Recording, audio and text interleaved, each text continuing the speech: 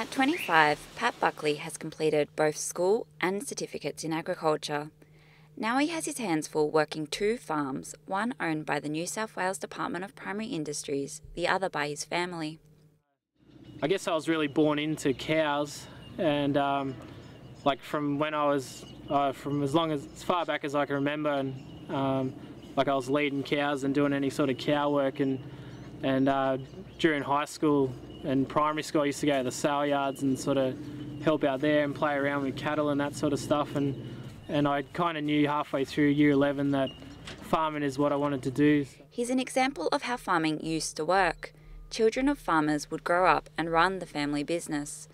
Young people in general had an interest in agriculture. This is no longer the norm. Pat Buckley is an anomaly. In a worrying national trend, young people just don't seem to be interested in agricultural degrees. But roughly the ratio of opportunities to graduates is 3 to 1. So we could employ 3 times the number of graduates, roughly, that we have.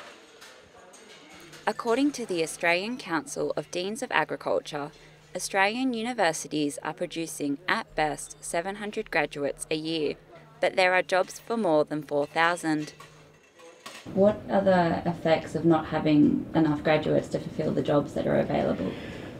I think there is an enormous threat, because as I've said, the next 10 years is going to be a very defining 10 years globally in terms of our ability to continue to feed the world. Australia has the potential to lead that, both in terms of our exports of commodities, but also in our export of knowledge. Agronomy, the science of soil management and crop production in particular, will bear the brunt of the graduate shortage. It's about how to manage the system. And everywhere you look where there's agriculture, the system, almost everywhere, the system, particularly the soil, is not being managed optimally. In fact, it's degrading and declining in its capacity to support the food production. So they're outstanding for feed quality at that time, in that warmer time of year. Farmer Rod Williams is in Tocal for the last in a series of workshops about nutrients and fertilisers on farm. Today, the farmers are looking at the best pastures to grow for their dairy cows. It's a valuable service offered by the district agronomist Neil Griffiths. How useful is it having access to agronomists? Yeah, look, this specific type course, it just won't happen without them. We're lucky we got access to the department sort of agronomist here, Neil Griffiths. The more efficiently we can grow grass, the better we can produce the product, whether it be meat, milk or beef. Rod has already seen the effect of shortages in agriculture graduates. So they're becoming thinner on the ground. I mean, each region had an agronomist, but over time they're sort of, as one retires or moves on, they're tending not to be replaced. So that puts a lot more pressure on farmers, trying to get access to the people that they need. Agronomy is, in some areas it might be cropping, like wheat or maize or rice or cotton, any of those sorts of crops. In this area here we don't have much of those. It's mostly a grazing area, so our main industries are going to be beef and dairy cattle. So most of my time will be talking to farmers about feeding beef and dairy cattle, so how to grow the pastures, how to grow the forage crops.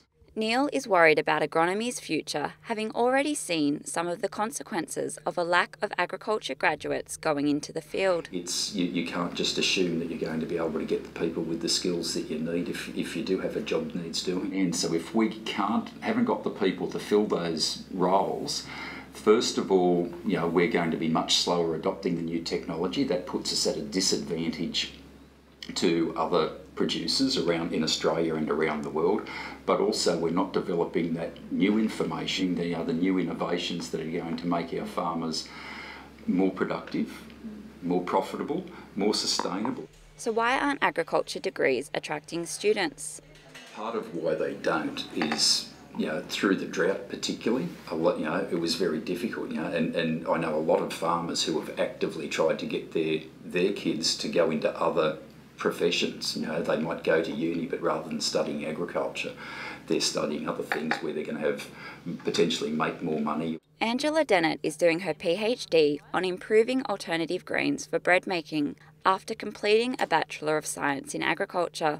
I want to see what types of protein are present. One way of measuring that is by quantifying how long it takes the different types of protein. Her work has the potential to increase global grain production and feed an ever-growing population.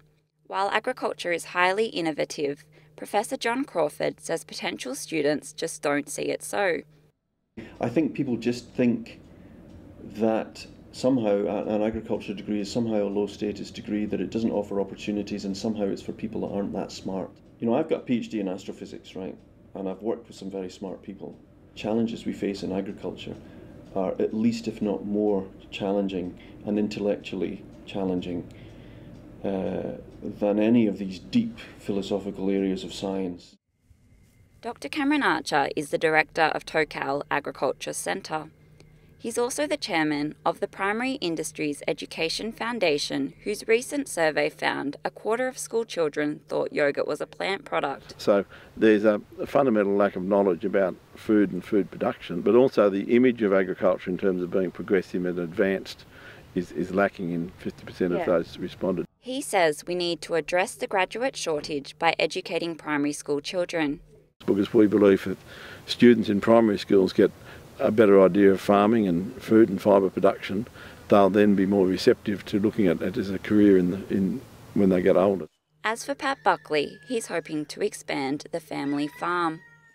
I'm obviously going to need a lot of advice and obviously what to grow, what fertilisers to use and that sort of stuff.